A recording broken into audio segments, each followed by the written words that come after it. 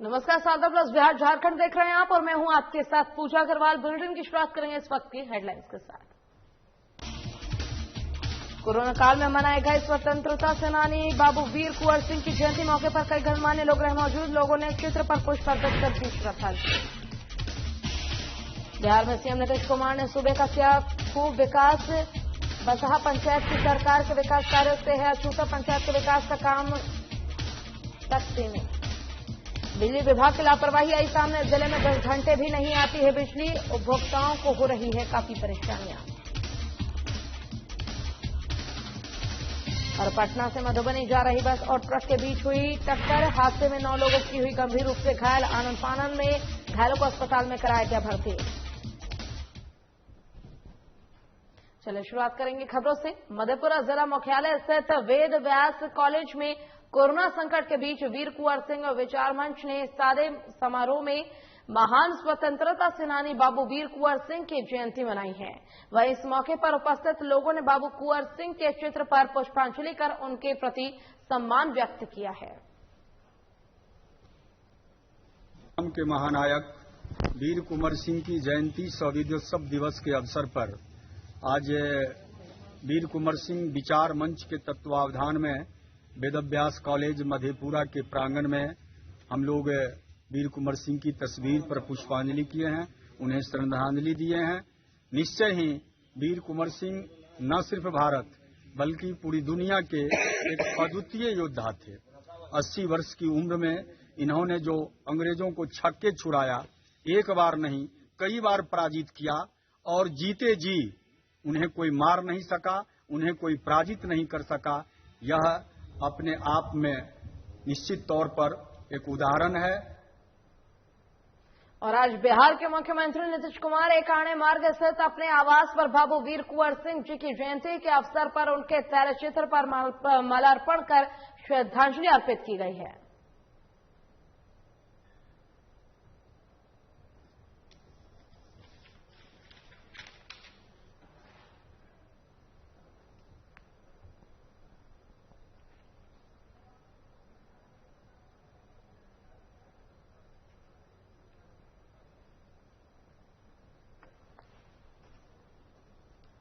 और बिहार के मुख्यमंत्री नीतीश कुमार अपने शासनकाल में सूबे का खूब विकास कर रहे हैं। शायद इसी कारण उनको विकास पुरुष कहा जाता है। लेकिन मधुबनी का एक पंचायत ऐसा भी है जो विकास की राह देख रहा है। हम बात कर रहे हैं मधुबनी जिले के बाबूबरही प्रखंड स्थित बसहा पंचायत की, जहां सरकार के विकास की किरणें नहीं पहुंच पाई हैं।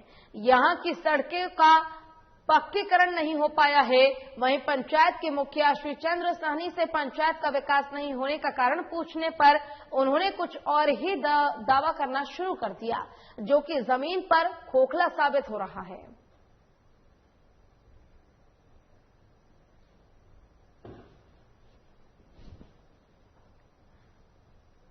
और बिहार से इस वक्त की बड़ी खबर आ रही है, जहां राजधानी पटना के आगमन कुआं थाना परिसर में रखे वाहनों में भयानक आग लग गई है। आग की लपटें इतनी तेज थी कि देखते ही देखते विकराल रूप धारण कर लिया आग ने।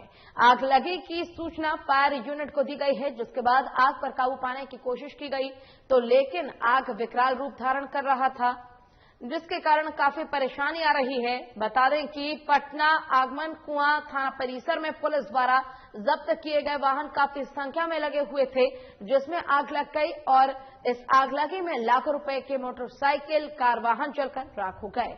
जो तस्वीर में देख सकते हैं कि आखिर किस प्रकार से 4 दमकल की गाड़ी आग पर काबू पाने में लगातार लगी हुई है, लेकिन आग बेकाबू हो गया और आग पर काबू पाने के लिए और फायर यूनिट को बुलाया गया है। इस आग लगी के बाद आगमन कुआं थाना परिसर में अफरा तफरी मचा हुआ है।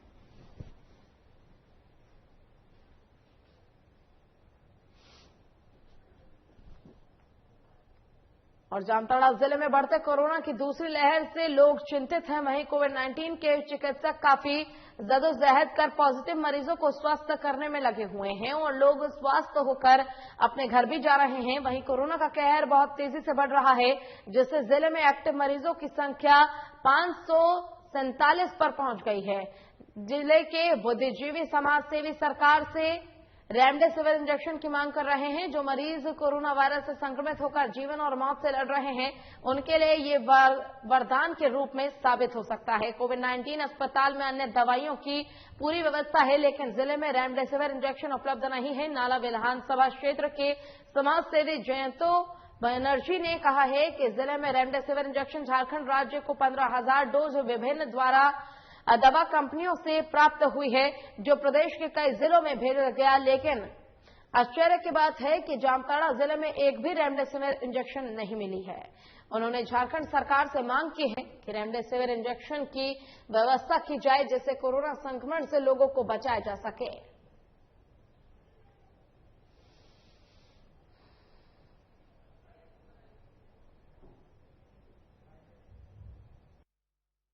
कराया गया है और 15,100 इंजेक्शन दिया गया है, जिसमें से अकेला जाइडियस से 10,000,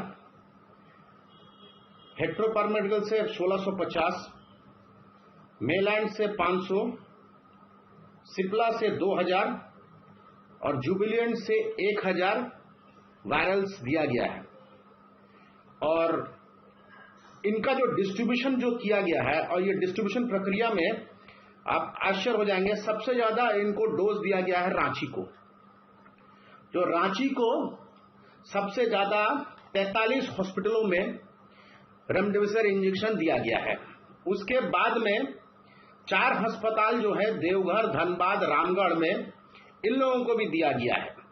उधर जमशेदपुर में, सियारकेला, खरसवा में भी दिया गया है, बोकारो में दिया गया है, हजारीबाग में दिया गया है, गिरिडीह में दिया गया है, गुमला में दिया गया है, गोड्डा में दिया गया है, कोडरमा में दिया गया है, लोहरदगा में दिया गया, पलामू में दिया गया है। परंतु आश्चर्य की बात यह है कि हमारे जामताड़ा जिला के साथ में सौतेला व्यवहार करते हुए हमारे जामताड़ा जिला को एक भी इंजेक्शन नहीं दिया गया। राज्य में लगे लॉकडाउन को लेकर सभी जिला प्रशासन जनता से घरों में रहने की अपील कर रहा है। वहीं लातेहार जिले के महुआडांड़ में लॉकडाउन का उल्लंघन करने के मामले को लेकर 2 लोगों को अस्थायी जेल भेजा गया है। इसकी जानकारी देते हुए अनुमंडल पदाधिकारी नितिन सोरेन ने बताया कि 2 लोगों के द्वारा लॉकडाउन का उल्लंघन किया गया है, जिसे महुआडांड़ स्थित पंचायत भवन को अस्थायी जेल बनाया गया है। उसी में दोनों लोगों को 4 घंटे तक रखा गया, जिसके बाद दोनों को समझा बुझाकर और बांड लिखवाकर छोड़ दिया गया। साथ ही कहा गया है कि दोबारा इस तरह का मामला आता है तो कठोर कार्रवाई की जाएगी। प्रशासन की ये सख्ती साफ बताती है कि इस बार किसी भी प्रकार की लापरवाही बर्दाश्त नहीं की जाएगी। सरकार की भी यही अपील है कि बेफिजूल के कोई भी घर से बाहर न निकले, ताकि लॉकडाउन का उल्लंघन करने पर लोग सजा के भागीदारी हो सकते हैं।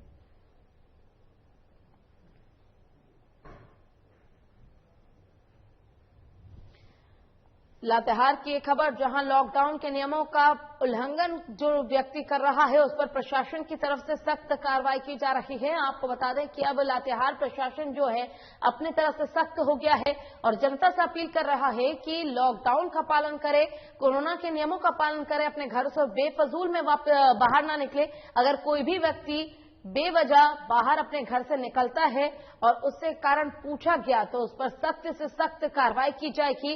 और पुलिस प्रशासन ने अपने तरफ से कह दिया है कि इस बार किसी भी प्रकार की कोई ढिलाई किसी व्यक्ति की तरफ से बर्दाश्त नहीं की जाएगी। सख्त कार्रवाई होगी उस व्यक्ति पर जो कोरोना के नियमों का पालन नहीं करेगा।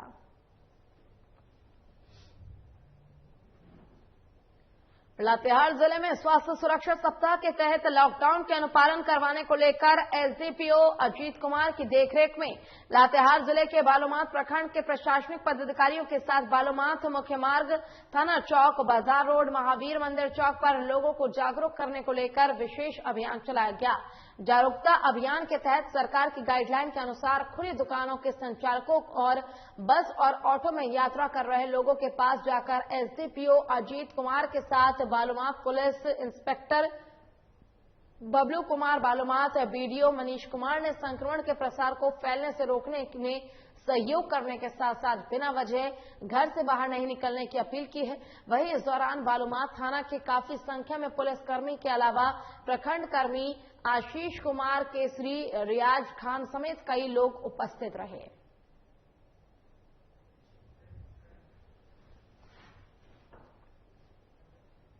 चलिए रुकेंगे छोटे से ब्रेक के लिए, फिर होंगे हाजिर।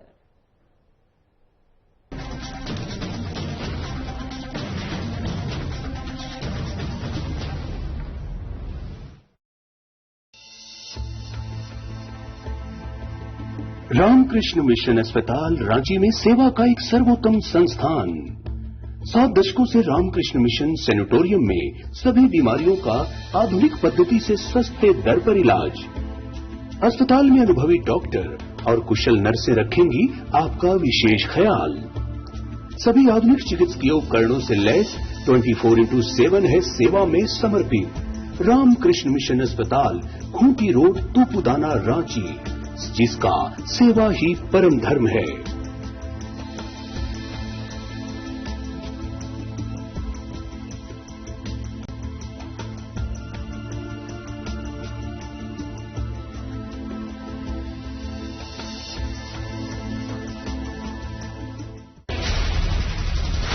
बिहार झारखंड के साथ देश दुनिया की हर बड़ी खबर देखिए फटाफट अंदाज में शाम 7:30 बजे। खबरें सुपरफास्ट सिर्फ साधना प्लस पर।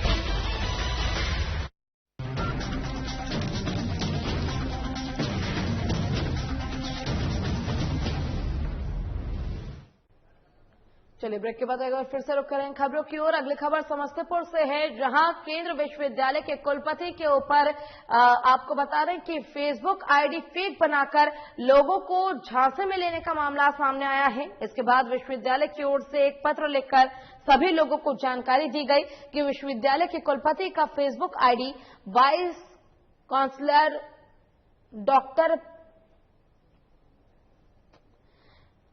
इसी से मिलता जुलता आईडी बनाकर किसी ने जालसाजी करने की कोशिश की है, लेकिन मामला तत्काल ही पता चल गया। इससे लेकर नियमानुसार शिकायत भी की गई है। बता दें कि कुलपति कार्यालय से लिखे गए पत्र में कहा गया है कि किसी भी तरह के पैसे की मांग या अन्य मामलों में इस फेक आईडी के झांसे में न आए।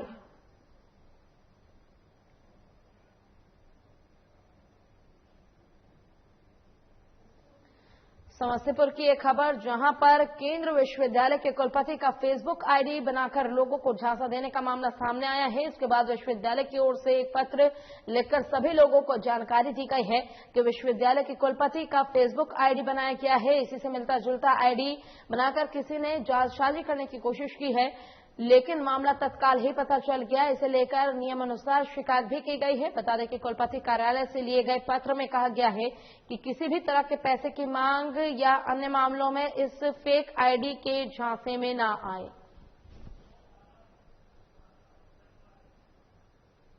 और इसी पर अधिक जानकारी के लिए हमारे संवाददाता अफरोज आलम हमारे साथ फोन लाइन पर जुड़ गए हैं।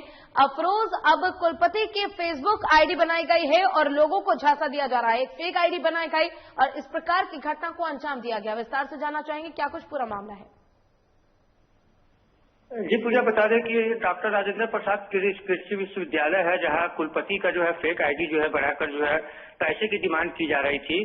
और यही सूचना जो है कुलपति ने जो है मीडिया को दिया है कि हमारे फेक आईडी से जो है पैसे की डिमांड की जा रही है और तरह तरह की जो है आपत्तिजनक चीजें उस आईडी से जो है पोस्ट की जा रही है। लेकिन कुलपति ने जो है थाने में आवेदन देकर जो है कार्रवाई की मांग की है और आगे की कार्रवाई में जो है पुलिस भी जो है जुट गई है। अभी तक ये कहा नहीं जा सकता है कि ये फेक आईडी किसने बनाई है और ये कहाँ का जो है आदमी जो है पता नहीं चल पाया है। जी बिल्कुल अफरोज, इस बात का खुलासा कैसे हो पाया कि जो कुलपति है उनका फेसबुक आईडी बनाया गया है, फेक आईडी बनाया गया है और उसके जरिए से लोगों को ठगने का काम किया जा रहा है? जी बिल्कुल, ये कुलपति जो है खुद जो अपने आईडी को जो है जब देखे तो जो है उन्होंने जो है फेक आईडी जो है जो उनका जो है अकाउंट हैक कर लिया गया था। उसी से जो है वो जानकारी दी है कि हमारा जो है आईडी जो है हैक कर लिया गया है। तरह तरह की जो है उनके जो फ्रेंड लिस्ट में थे, तरह तरह के जो है मैसेज जो है उनके फ्रेंड लिस्ट को जा रहा था। उसी से जो है ये मामला जो है संज्ञान में आया था, जो कुलपति ने जो है आवेदन थाने को भी दिया है और उच्च स्तरीय जांच की भी जो है मांग की है कि उच्च स्तरीय जांच की जाए, ये फेक आईडी को जो है तो जल्द से जल्द बंद किया जाए। बिल्कुल अफरोज, क्या साइबर सेल के संज्ञान में यह मामला लाया गया है छानबीन के लिए?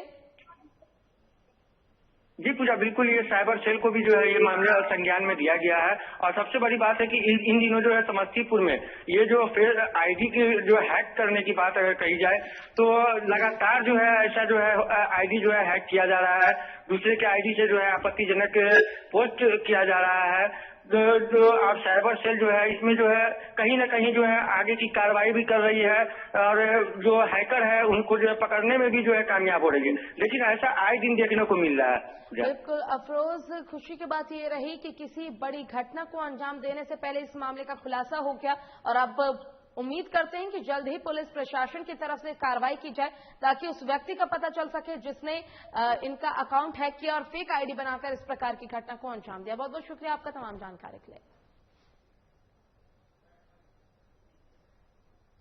और साहिबगंज जिले के सदर अस्पताल में बन रहे वायरोलॉजी लैब में होने वाली आरटीपीसीआर टेस्टिंग की शुरुआत होने को लेकर आज उप विकास आयुक्त प्रभात कुमार बर्दियार और एनआईआरपी निदेशक मंजू रानी स्वांसी ने औचक निरीक्षण किया। वहीं इस दौरान उप विकास आयुक्त बर्दियार ने कहा कि शनिवार तक वायरोलॉजी लैब पूरी तरह से काम करना शुरू कर देगा, जिसके बाद कोरोना जांच को तेजी से किया जा सकेगा।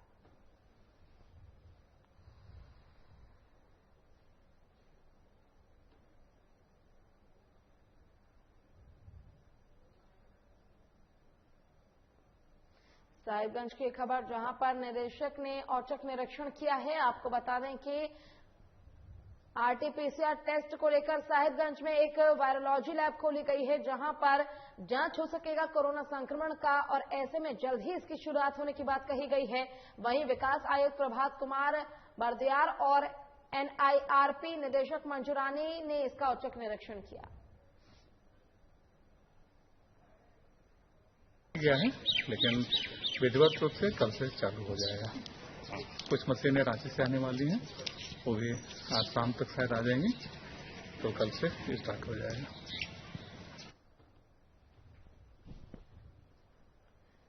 और बिजली विभाग के लापरवाही के कारण लातेहार जिले के महुआडार में 24 घंटे में 10 घंटे की बिजली नहीं मिल रही है। बीते 5 दिनों से बिजली आंख में चौली खेल रही है। अगर बिजली रात को कटती है तो रात भर नहीं आती है और अगर सुबह कटती है तो कई घंटों तक नहीं आती है। इससे पहले पदस्थापित कन्या अभियंता सुरेंद्र मुर्मू के कार्यकाल में विद्युत आपूर्ति में काफी सुधार किया गया था, लेकिन उनके ट्रांसफर होने और नए कन्या अभियंता रामजी महतो के आने के बाद बिजली के आने जाने का खेल शुरू हो गया, जिसके कारण महुआडार उपभोक्ताओं में काफी परेशानी हो रही है।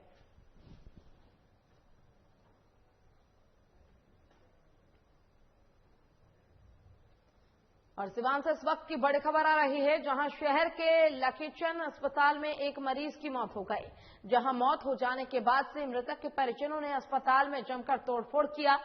तोड़फोड़ के बाद अस्पताल के स्टाफ को भी जमकर पिटाई कर दी गई। इस घटना के बाद अस्पताल के डॉक्टर द्वारा पुलिस को अल्टीमेटम दिया गया है कि दोषियों को 24 घंटे के अंदर गिरफ्तार किया जाए, वरना दोषियों की गिरफ्तारी नहीं होती है तो सिवान के सभी डॉक्टर हड़ताल पर जाएंगे। आपको बता दें कि लकीचंद अस्पताल में एक मरीज की इलाज के दौरान मौत हो गई, जो 20 अप्रैल को मरीज की भर्ती की गई थी, जिसका इलाज चल रहा था। ऑक्सीजन लेवल कम होने की सूचना मरीज के परिजनों को समय समय पर दी जा रही थी, लेकिन आज जब मरीज की मौत हो गई तो परिजनों ने अस्पताल में तोड़फोड़ करना शुरू कर दिया। इस घटना के बाद पुलिस मामले को गंभीरता से लेकर जांच में जुट गई है।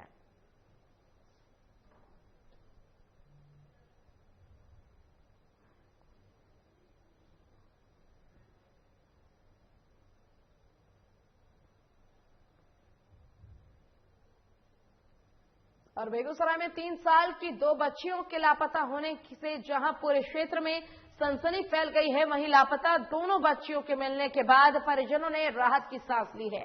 पूरा मामला सदर अनुमंडल क्षेत्र के लोहिया नगर थाना स्थित भागीफुट टोला वार्ड नंबर 24 की है। मामले में राहत की बात यह रही कि दोनों बच्चियों को सकुशल बरामद कर लिया गया है। बता दें कि बेगूसराय जिले के गढ़हारा निवासी बबलू यादव की 3 साल की बेटी आरोही कुमारी और मकान मालिक की बच्ची अचानक गायब हो गई, तो लोगों ने आसपास लगे सीसीटीवी कैमरे को खंगालना शुरू किया। सीसीटीवी कैमरे में बाइक सवार 2 युवक के द्वारा एक बच्ची को लेकर कहीं जाते हुए देखा गया और परिजनों ने लोहिया नगर थाने को इस मामले को दर्ज करवाया।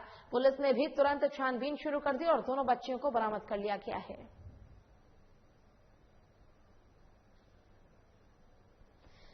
बेगूसराय की एक खबर, जहां पर 2 बच्चियों को बरामद करने की खबर आई है। आपको बता दें कि 2 बच्चियों को एक युवक द्वारा ले जाया जा रहा था और ऐसे में परिजन काफी ज्यादा परेशान नजर आए और परिजनों ने जब आसपास की सीसीटीवी कैमरे की फुटेज को खंगाला तो देखा कि एक युवक एक बच्ची को ले जाता दिख रहा है। साफ आप देख सकते हैं फुटेज में कि किस प्रकार से जो युवक है, बाइक सवार युवक बच्ची को ले जा रहा है।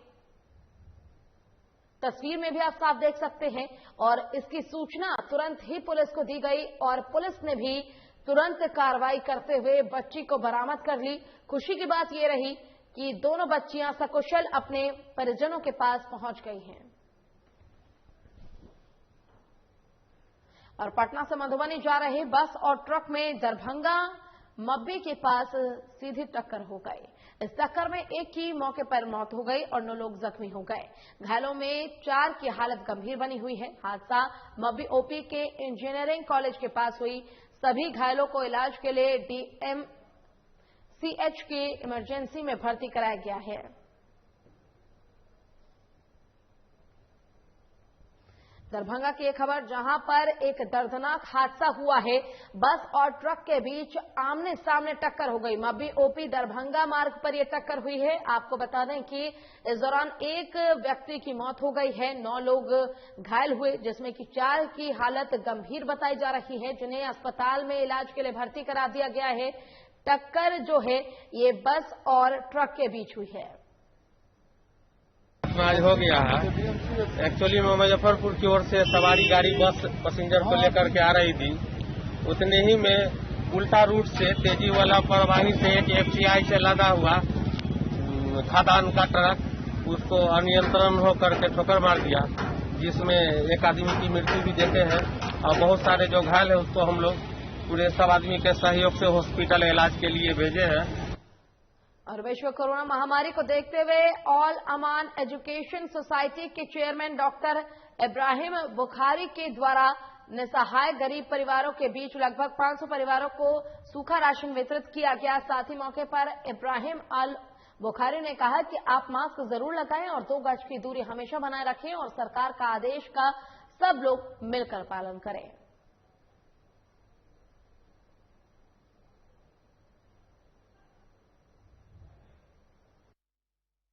चल रही है कोविड-19 की महामारी, क्योंकि इस साल और ज्यादा बढ़ गया है। आज हम लोग 2021 में कदम रखे हैं और ये 4था महीना चल रहा है और इस साल गुज़श्ता साल से ज्यादा संक्रमित बढ़ गई है और ज्यादा लोग मर रहे हैं।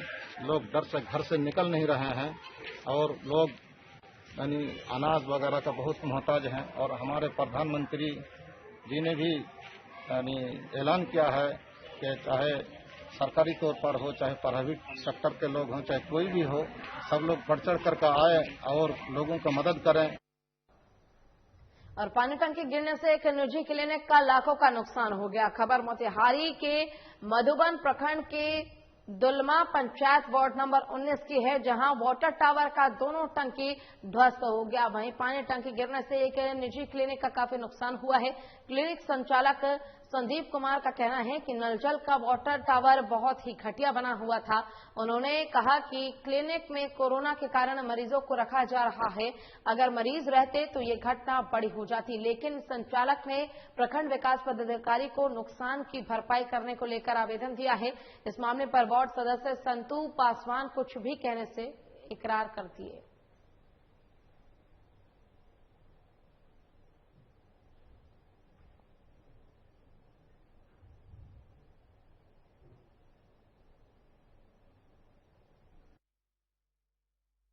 वार्ड सदस्य के तो कई बार बोला गया जब बढ़िया से काम कीजिए, तो काम नहीं अच्छा किया, बिल्डिंग भी नहीं किया, इसलिए नीचे गिर गया।